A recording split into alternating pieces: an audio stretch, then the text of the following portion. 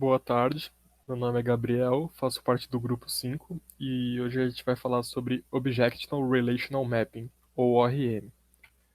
Os integrantes do grupo são o Gabriel de Souza, Gabriel Rosa, Gabriel Pena e o Luiz Felipe. Durante nossa apresentação, a gente vai passar sobre os tópicos de banco de dados relacionais, a mudança do paradigma estrutural para o paradigma orientado a objetos, o armazenamento das classes em banco de dados. Vamos falar sobre o ORM e vamos apresentar também um exemplo prático. Olá pessoal, vou começar falando sobre o banco de dados relacional. Bom, para começar, vamos falar o que é o banco de dados relacional. O banco de dados relacional nada mais é que um tipo de base de dados capaz de armazenar e fornecer acesso a dados que estão relacionados. Esse tipo de banco é baseado na representação dos dados em tabelas, sendo que cada linha, cada conteúdo dessa tabela possui um registro, que é chamado de chave. E isso facilita estabelecer a relação entre dados, ou seja, o uso dessas tabelas auxilia o programador a estabelecer a relação que um dado tem com o outro. Vamos falar um pouco da estrutura desses bancos de dados relacionais. Neles existe a distinção das estruturas lógicas e das estruturas físicas. O que isso quer dizer? Quer dizer que as tabelas de dados, os índices, as chaves, são separados das estruturas responsáveis pelo armazenamento. Isso faz com que seja possível gerenciar o armazenamento dos dados físicos, sem afetar os dados de uma estrutura lógica, por exemplo. O modelo relacional ele foi projetado para ser uma solução acerca das estruturas de dados, visto que muitas delas eram ineficientes e necessitavam de um grande conhecimento da estrutura específica do sistema. Ou seja, ele foi criado para que se auxiliasse na criação de aplicativos, na criação de softwares, visto que para se criar um software antigamente, antes do modelo relacional, precisava se estudar muito a estrutura específica de cada aplicativo, e isso dificultava muito. Assim, o modelo relacional forneceu uma espécie de padronização quanto a representar, tanto a consultar os dados do banco. Isso tornou o acesso à informação muito mais eficiente e flexível. Com isso, a gente consegue citar alguns benefícios do banco de dados relacional. Podemos citar, por exemplo, os dados são facilmente armazenados e possuem uma maior flexibilidade para serem modificados nos bancos. Além disso, apresenta também um maior suporte para erros e também a funcionalidade de permitir o uso em camadas. Permitir o uso em camadas faz relação com você permitir que uma pessoa acesse determinada camada do banco apenas, que ele consiga apenas acessar camadas específicas do banco. Vamos falar um pouco agora sobre as diferenças do paradigma estruturado e do paradigma orientado a objetos.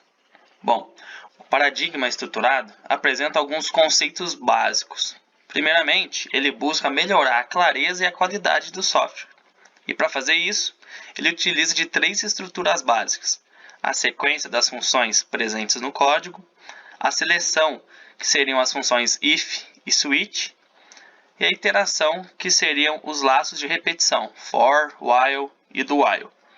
Geralmente, o paradigma estruturado é utilizado em programas mais simples, pois a sua estrutura é bem mais simples comparada aos outros paradigmas. A partir da criação do paradigma orientado a objetos, a gente tem algumas mudanças em como a programação é feita. O paradigma orientado a objetos surgiu como uma alternativa ao paradigma estruturado, buscando aproximar as estruturas da programação com as coisas do mundo real. Ela se baseia em dois conceitos principais, que são classe e objeto. E classe e objeto serão a base para os outros quatro pilares da programação orientada a objetos, que é a herança, encapsulamento, abstração e polimorfismo. Geralmente, esse paradigma é utilizado em projetos maiores, aqueles que necessitam uma estrutura mais maleável, já que o paradigma traz algo mais dinâmico para o código, mais reutilizável. A partir disso, o paradigma orientado a objetos apresenta algumas vantagens em relação ao paradigma estruturado. Uma delas é o seu dinamismo, a sua capacidade de modificar o código, sua capacidade de tornar as coisas mais dinâmicas. A outra seria a sua capacidade de reutilização. No caso, seria como a refatoração do código, a sua capacidade de conseguir mudar as coisas sem alterar a estrutura completa do código. E também a forma pela qual aborda na programação as coisas no mundo real, trazendo as coisas que a gente vive no dia a dia para o projeto em si. A modelagem utilizando orientação a objetos apresenta uma série de vantagens. A principal é um casamento maior com o mundo real, enquanto o modelo relacional se preocupa com tabelas, relacionamentos e formas normais. E uma abordagem orientada aos objetos, o foco é na fiel representação do mundo real, segundo os aspectos relevantes para o negócio em questão. Existem diferenças entre os paradigmas relacional e orientados a objetos. O paradigma orientado a objeto é baseado em princípios de programação e engenharia de software, tais como acoplamento, coesão e encapsulamento, enquanto o modelo relacional é baseado em princípios matemáticos da teoria de conjuntos. O paradigma orientado a objetos pressupõe administrar a complexidade dividindo o problema em classes, que representa dados e comportamentos associados aos dados. Apesar disso, o modelo de classe de um projeto orientado a objetos não pode simplesmente ser traduzido em um script SQL de criação de banco de dados. É necessário realizar o mapeamento de objetos em um modelo de dados entidade de relacionamento. Bom, eu vou falar para vocês um pouquinho sobre o que é o mapeamento objeto relacional. Essa técnica é mais conhecida como MOR. No que consiste essa técnica? Ela converte dados entre banco de dados relacionais e linguagens orientadas a objetos, como é o caso de PHP, C++, Java, Python e muitas outras linguagens que são usadas no mercado.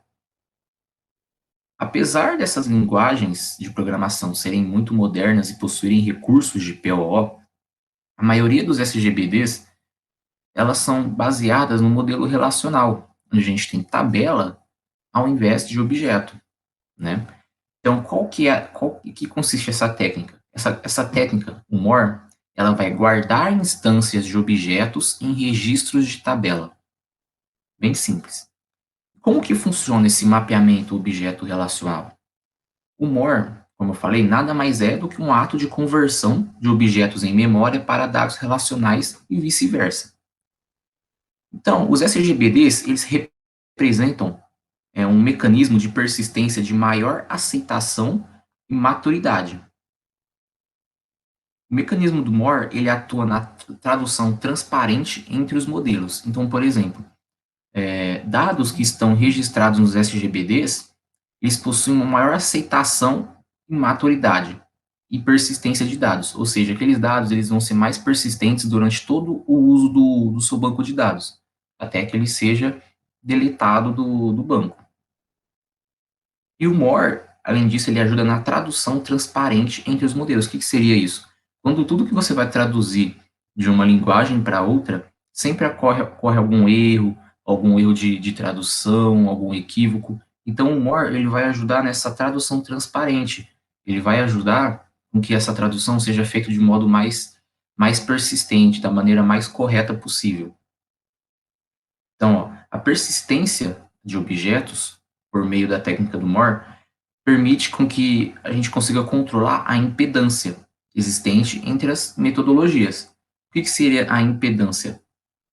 Seria os problemas que essa tradução poderia trazer para o programa em si. Então, você conseguir controlar isso vai fazer com que a tradução você consiga contornar todos os problemas que venham a acontecer. Eu vou trazer para vocês aqui 3 técnicas de mapeamento muito utilizadas. A primeira delas é o mapeamento classe-tabela, onde a gente consegue fazer um mapeamento de classe para várias tabelas ou de uma tabela para várias classes. Em seguida, a gente tem o mapeamento atributo-coluna, onde a gente faz um mapeamento de tipos em atributos. E o terceiro é o mapeamento relacionamento-chave estrangeira, onde a gente usa o mapeamento dos relacionamentos OO em relacionamento entre tabelas. Agora eu vou falar para vocês um pouquinho das vantagens. A primeira vantagem de você usar os SGBDs relacionais é porque, se você for usar os SGBDs orientados a objetos que estão disponíveis no mercado, eles não são muito eficientes e confiáveis. Além disso, o BD relacional ele foi criado com um conjunto de conceitos muito simples para problemas, né? Porque você fazer uma tradução de uma linguagem para um banco de dados é algo que costuma gerar muito problemas. Então, se você usar o BD relacional, facilita muito a sua vida. Além disso, utilizando a linguagem SQL, você consegue fazer uma grande busca de dados e recuperação de dados de forma muito eficiente no seu trabalho, no seu dia a dia. E a maior vantagem delas seria a grande persistência de dados, né?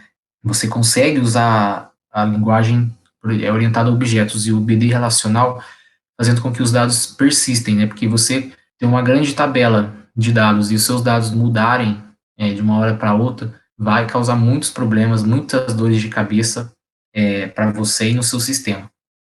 Fora isso, tem as vantagens assim mais corporativas, digamos assim, né? Você conseguiu utilizar as técnicas do MOR, você garante uma escalabilidade futura das aplicações. O que seria isso? Você utilizando essa técnica, você está inovando em tecnologia, confiabilidade, segurança no seu banco de dados. Fazendo isso também diminui o acoplamento entre o modelo de dados relacional e a aplicação OO, que permite a portabilidade e a escalabilidade futura de algumas aplicações, né? E por fim, isso garante também uma boa reutilização dos códigos, uma legibilidade e aspecto profissional melhor. Você utilizando essas técnicas mostra que você tem conhecimento e que você consegue sim utilizar essas técnicas de forma bem eficiente para o seu código. Agora eu vou falar dos dois termos que são comuns entre a maioria dos ORMs, as migrations e os contexts. Migration, ou migração, consiste no ato do nosso mapeador objeto relacional, o ORM, executar a conversão das nossas classes criadas via código em tabelas dos bancos de dados, bem como a relação entre essas tabelas. DBContest é a classe do nosso ORM que já possui alguns métodos pré-definidos para a ação do mapeamento. É nessa classe onde definiremos quais classes criadas se transformarão em tabelas no banco de dados, e também podemos determinar alguns comportamentos mais específicos para tabelas, como por exemplo a escolha de chaves primárias compostas por chaves estrangeiras. Agora eu vou falar um pouquinho sobre o exemplo prático que a gente trouxe para apresentar o nosso trabalho. Nesse exemplo prático, a gente vai aplicar os conhecimentos de ORM, o mapeamento objeto relacional, na construção de um banco de dados do universo dos heróis a partir da criação de classes que vão virar tabelas. A proposta desse exemplo é criar um banco de dados através do mapeamento de 3 classes. Essas classes são herói, armas e filmes. Esse banco de dados ele vai relacionar os heróis e quais armas esse herói possui, bem como em quais filmes esse herói aparece. E para essa tarefa a gente vai usar o Entity Framework, que é o ORM disponível na plataforma .NET da Microsoft. Aqui algumas considerações para esse problema. No caso, um herói pode possuir mais de uma arma, mas uma arma só pode ter um dono, o que representa uma relação 1 para muitos entre a tabela de herói e armas.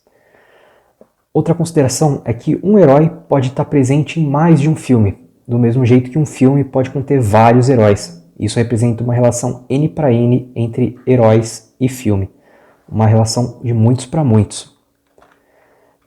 E, por último, para construir essa relação de muitos para muitos entre heróis e filmes, a gente precisa construir uma tabela associativa, que no caso vai ser essa tabela heróis-filmes. Ela vai fazer a ligação entre heróis e filmes, para fazer essa relação muitos para muitos.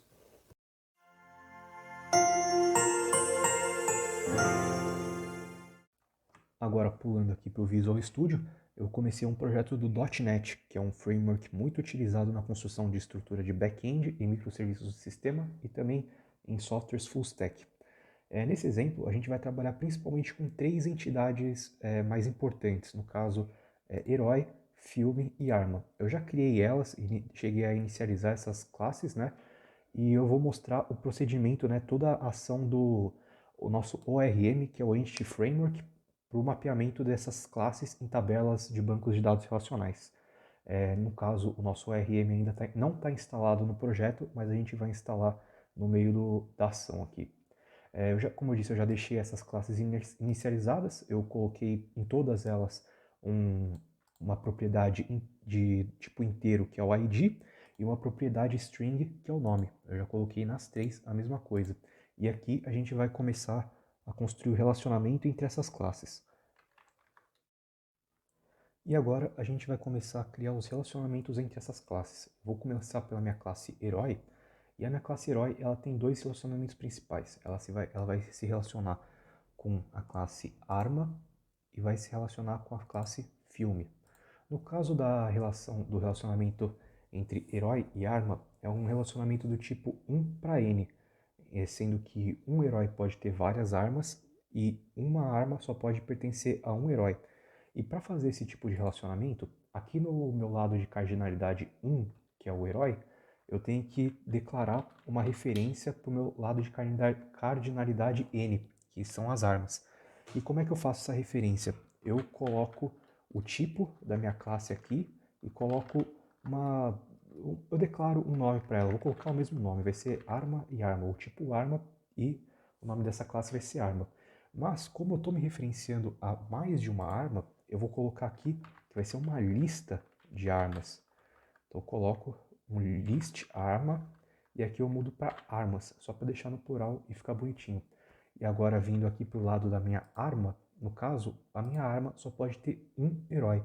Então eu vou fazer um negócio parecido. Eu vou declarar uma variável do tipo herói e vou colocar aqui, o nome dela vai ser herói também. Só que nesse caso eu vou declarar uma chave estrangeira, vai ser um número do tipo inteiro e vou colocar herói ID. Get set. Agora, voltando aqui para minha classe herói, eu tenho que fazer o segundo relacionamento que a minha classe vai ter. Essa segunda relação vai ser com a classe de filmes. E no caso, é um relacionamento de muitos para muitos. Então eu vou relacionar um herói, ele pode estar em muitos filmes, do mesmo jeito que um filme pode ter vários heróis. Então aqui eu tenho que criar uma coisa diferente, eu tenho que criar uma classe associativa. Eu vou criar uma outra classe aqui, dentro do domínio do meu projeto. Classe. Eu vou dar o nome de herói filme, que essa classe vai ser responsável por conter, por fazer a ligação, né, entre o relacionamento do meu herói com a minha tabela filme. E aqui eu vou colocar a mesma coisa, eu vou colocar uma lista de herói filme e vai ser heróis filmes, porque como eu disse, um herói pode estar em muitos filmes, então eu vou declarar como se fosse uma lista. Agora eu já fiz a minha classe herói praticamente. Minha classe herói vai ter uma ligação, né, de um para muito para a classe de armas e também para heróis filmes. E heróis filmes é a nossa classe associativa. Agora eu vou mexer aqui na minha classe de filmes e eu vou fazer a mesma coisa que eu fiz com a classe herói. Eu vou declarar uma relação, né, eu vou fazer uma ligação entre herói filme e a minha classe de filme. E no caso, essa relação ela vai ser de muitos para muitos, do mesmo jeito que eu fiz na minha classe de herói. Então eu vou fazer uma lista desse tipo e vou declarar como se fosse heróis filmes. E agora a minha classe de filme também está pronta. Agora que eu já criei a minha relação de herói para herói filme e de filme para herói filme, falta fazer a relação inversa, que no caso vai ser a relação da minha tabela associativa para as outras duas tabelas que ela aponta. Aqui, no caso, cada registro só vai apontar para um registro da outra tabela. Então eu vou fazer a mesma coisa que eu fiz aqui entre arma e herói, partindo de arma para herói, né? Que eu vou declarar o tipo de objeto, né, que vai ser apontado e também vou fazer uma chave estrangeira desse objeto. Então aqui eu vou declarar um tipo herói e vai ser um herói. E também vou declarar uma chave estrangeira para esse herói, vai ser um inteiro herói ID. Certo, e agora eu tenho que fazer a mesma coisa com o filme, eu vou declarar o tipo filme, uma variável tipo filme, e aqui eu vou fazer uma chave estrangeira que está apontando para o meu registro de filme. Vai ser inteiro filme ID. Certinho, agora minhas classes estão praticamente prontas. Bom, e agora a gente já tem as nossas 4 classes que vão virar tabelas no nosso banco de dados. Mas antes eu quero mostrar um negocinho bacana. Como a gente está lidando com o paradigma orientado a objetos, e se a gente for ver aqui nas nossas 3 entidades principais, que é herói, arma e filme, As três começam do mesmo jeito. As três começam com um tipo inteiro, que vai ser o ID, e também tem uma variável de string, que vai ser o nome que cada objeto vai ter. Passando aqui só para mostrar, as três têm essas duas mesmas propriedades. Então, o negócio que eu posso fazer é criar uma classe Py, que vai ser uma classe abstrata, só para passar essas duas propriedades para baixo. Esse não é o melhor jeito assim de mostrar a herança, mas eu só quero mostrar como funcionaria também com outros tipos, né, com outros exemplos. Então vou fazer um exemplo bem facinho aqui, que vai ser um Public Abstract Class. Essa classe a única função dela é poder passar esses atributos para baixo, eu não vou querer instanciar ela de nenhuma forma. Então eu vou colocar aqui um prop int id e também um public string nome. Beleza. E aqui o que eu vou fazer nas minhas outras classes, eu posso apagar isso e eu vou colocar aqui a notação de herança no .NET, dois pontos, e aí você coloca o nome da classe que você vai herdar. Aqui já está, consegui, já herdei a classe Py, e quando eu criar de fato essas tabelas vão aparecer com os atributos da minha classe Py. Então eu vou passar essa herança para todos eles. Classe Py. Aqui, como vocês podem ver, ficou com erro, né? Porque tá como se fossem dois métodos repetidos, então duas propriedades repetidas, então eu vou deletar. E aqui, por último, na classe Film, eu vou fazer a mesma coisa, herdar da minha classe Py. Beleza, agora eu vou conseguir passar todos esses dois atributos por meio de herança. E agora sim, eu já tenho as minhas 4 classes que vão para o banco de dados, estão criadas, minhas 4 entidades. O que eu vou fazer agora é de fato instalar o Entity Framework. Eu vou instalar nessa parte Ripple. Meu projeto é organizado de uma forma que aqui eu tenho nesse subprojeto Domain eu tenho as minhas classes de domínio, aqui no Ripple eu tenho meio que a minha lógica de negócio, e aqui nessa Web API é onde eu implemento a lógica de negócio. Eu vou colocar aqui nessa parte de lógica de negócio, eu vou colocar todas as minhas bibliotecas do Entity Framework. Vou colocar aqui Entity Framework, que esse é o nosso mapeador objeto relacional. Vou colocar aqui já, instalando. E além do meu Entity Framework, eu tenho que instalar algumas outras bibliotecas que são derivadas dele. Eu tenho que instalar, no caso, o Entity Framework SQL Server, porque é o que ele vai fazer a conversão pro SQL Server, que é o nosso banco de dados que a gente vai usar. Aceitar. Também tenho mais duas, que é o Design e o Tools. Design e Tools. Beleza. Agora sim, eu instalei os meus 4 pacotes que vão ser usados no Entity Framework. Agora que a gente já instalou o nosso Entity Framework, eu consigo entrar aqui na minha pasta de repositório, que é onde vão ficar as lógicas de negócio. Eu vejo aqui dependências, pacotes, eu estou com os meus 4 pacotes do Entity Framework instalado. Lembrando, o Entity Framework é o nosso mapeador objeto relacional. Aqui também dá para ver que esse meu subprojeto faz referência a todos esses pacotes aqui no arquivo de configuração. E eu vou criar uma classe agora que vai ser onde vai ficar toda a configuração de como vai ser mapeado o nosso banco de dados. Eu vou criar a classe aqui. Eu estou criando essa classe, eu vou chamar de herói contexto, porque essa vai ser a famosa classe de contexto. No caso, essa classe de contexto, ela vai herdar da minha classe, é uma classe base do Entity Framework, né? Uma classe que já vem no pacote, se chama dbContext. Nessa classe dbContext, eu tenho algumas configurações de como vai ser feita toda essa conversão de entidades para tabelas. Aqui ele já sugere que eu importe a biblioteca Entity Framework Core, né, que é o nosso mapeador objeto relacional. Vou importar aqui no código, ele importou e agora ele reconhece essa classe Entity Framework.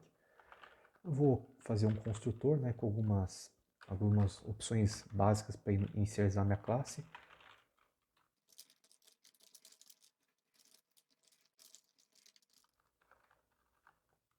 Tá certo, eu fiz o meu construtor. E agora, por fim, eu vou começar a definir quais classes vão virar realmente tabelas no meu banco de dados. Eu tenho aqui uma propriedade que se chama db7. Ela é uma propriedade do meu Entity Framework, e essa propriedade db7, ela recebe uma entidade, né, uma classe, que vai virar uma tabela. Aqui eu vou transformar essa classe herói numa tabela heróis. No caso, ela não está reconhecendo porque ela fica fora desse domínio, tá fora desse meu subprojeto. Então eu vou clicar aqui, vou importar desse meu outro subprojeto, né? Ela sugeriu que eu importasse desse outro subprojeto domain. Eu vou fazer a mesma coisa com as minhas outras classes que eu quero que virem tabelas.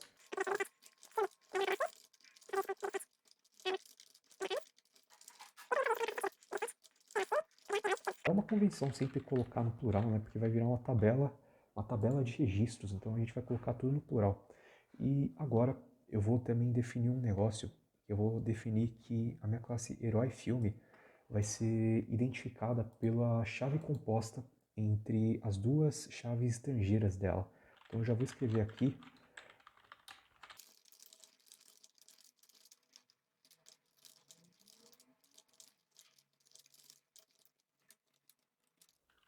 Que eu vou definir qual vai ser a chave primária. Estou colocando um hasKey. E eu vou fazer uma composição entre duas chaves. No caso vai ser um filme ID, que é uma das minhas chaves estrangeiras, e um herói ID. Todas essas coisas que eu coloco um igual, uma flechinha, é tudo conceito de programação funcional. São expressões lambda no caso. E agora o nosso herói contexto, né, nosso arquivo de contexto está prontinho. Agora que a gente já definiu nossa classe de contexto, a gente colocou todas as configurações importantes dela, a gente vai criar o nosso banco de dados. Então eu abri aqui o meu SQL Server, eu vou dar uma conectada, conectei aqui, mostrar meus databases, eu tenho essas bases de dados. O que eu vou fazer agora é criar um banco de dados do zero. New Database, o nome vai ser Apresentação Gisele. Apresentação Gisele. Beleza. Eu vou mostrar meu banco de dados, né? Tabelas, eu não tenho nenhuma tabela definida. Para vocês verem, quando eu tenho tabelas, ela mostra essa pequena planilha aqui. No caso, eu ainda não tenho nada. Então, agora que já está criado o meu banco de dados, o que eu tenho que fazer é criar uma string de conexão entre o meu projeto e o meu banco de dados. Então, eu venho aqui na minha classe Startup, que é onde eu coloco algumas configurações, né? Eu coloco um Services. Eu vou adicionar o meu dbContext nessa classe de Startup, que é a da inicialização do projeto. Eu passo o meu contexto criado e agora eu vou passar a minha string de conexão.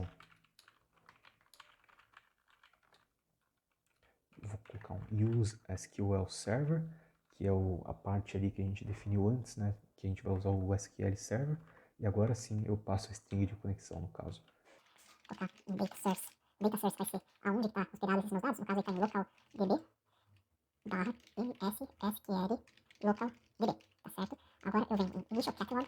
Nessa parte do initial catalog é onde eu realmente coloco o nome do meu banco de dados. Eu vou colocar aqui apresentação de zero. E é isso, vou só colocar aqui um ponto de vírgula no final.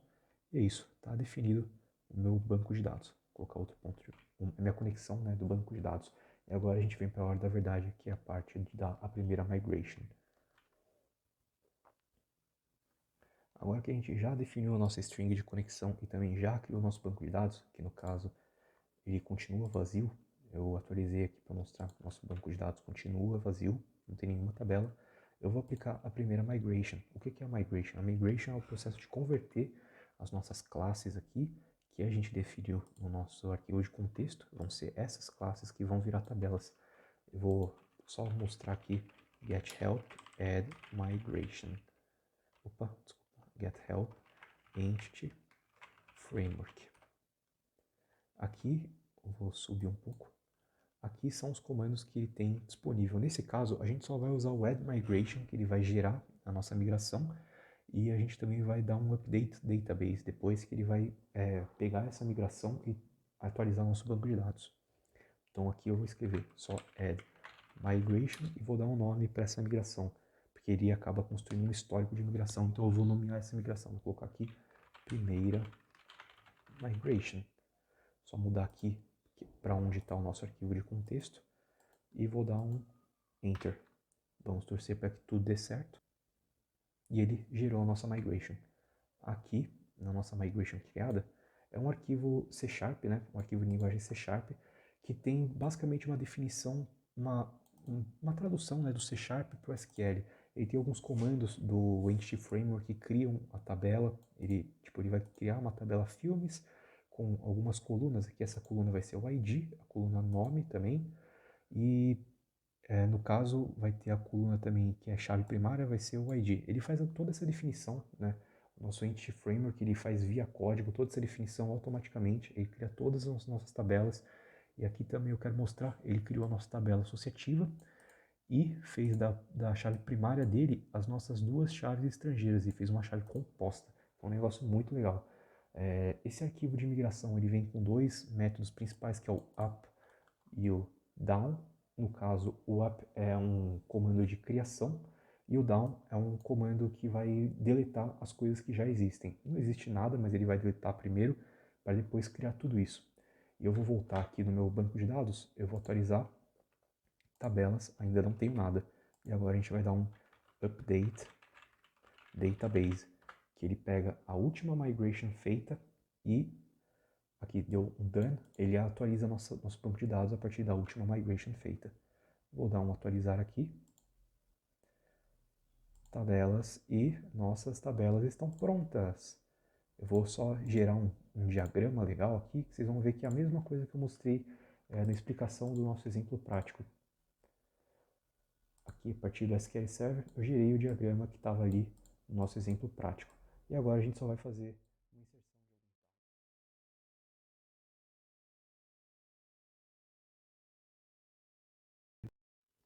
Agora que a gente já criou nosso banco de dados, eu vou rodar nossa aplicação, porque agora eu vou fazer a inserção de alguns dados nela. Essa inserção vai ocorrer por meio de uma API, e aqui nessa API eu tenho todos os métodos de API, eu só fiz o controlador para os heróis e os filmes. Eu vou começar adicionando primeiro os heróis. Como vocês podem ver, ele já dá meio que o esquema certinho aqui que eu tenho que adicionar algumas coisas.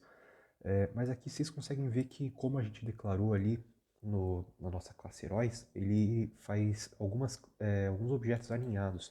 Eu tenho armas como um objeto dentro do meu objeto de herói e também tenho uma relação heróis-filmes dentro desse objeto de herói. Para fazer essa inserção, eu não preciso passar o ID deles, porque ele já pega automaticamente. E aqui eu também não preciso passar todos os outros IDs, né? Porque ele realmente já vai fazer isso automaticamente. E aqui nessa parte de heróis filmes, eu realmente não vou colocar os filmes agora. Então eu vou apagar essa parte dos filmes. Acho que aqui já tá bom. Já fiz a parte, já deixei certinho no esquema. E agora eu vou inserir alguns heróis. O primeiro herói que eu vou inserir é o Batman.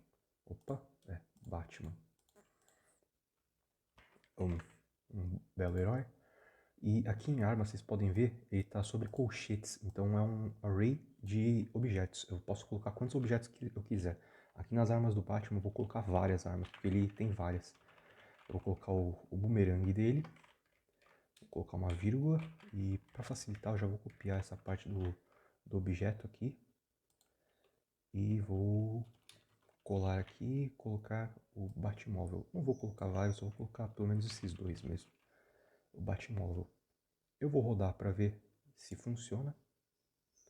Vamos ver se eu recebo um código de sucesso. Aí, código de sucesso, added hero. Eu vou voltar para o meu banco de dados e vou fazer... Bom, como vocês podem ver, eu estou com a minha tabela heróis aqui. Eu vou atualizar essa tabela. Eu vou dar um select star from heróis. Vou selecionar todos os registros dos meus heróis. E aqui, como vocês podem ver, eu acabei de adicionar o Batman. Eu vou fazer a inserção de alguns outros heróis agora. Eu vou acelerar o vídeo agora para não ficar tão longo assim.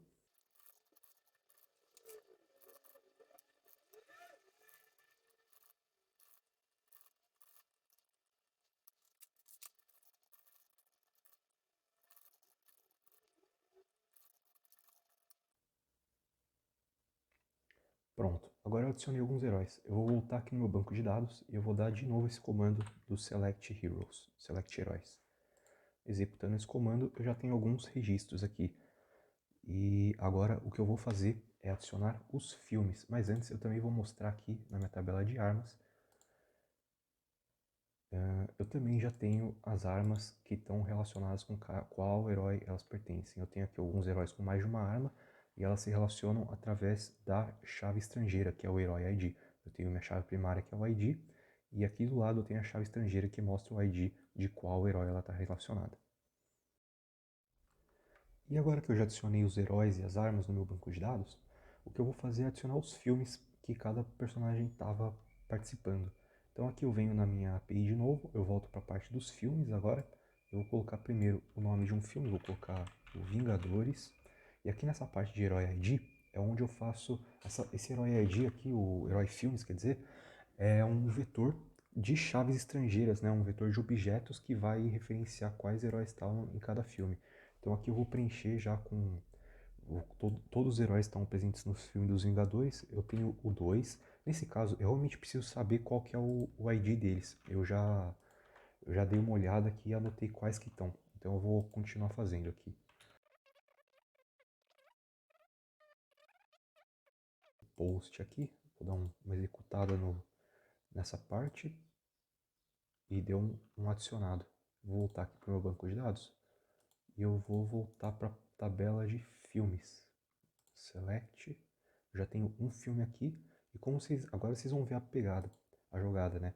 Eu vou dar um herói filmes aqui. Select Top Rows. E aqui ele já fez toda a relação do ID do meu primeiro filme, que é o dos Vingadores. Acho que tá nessa tabela aqui. Isso tá aqui, é o ID 1. E aqui também ID, herói ID, é onde eu tenho o ID de todos os meus outros heróis, que está aqui.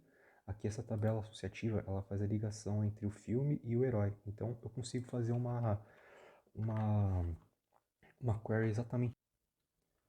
E agora eu vou tentar fazer uma query que junta todos os dados que estão relacionados. Eu não coloquei os outros para não ficar tão extenso assim, mas vamos ver o que dá para fazer. Select from heróis, eu vou começar para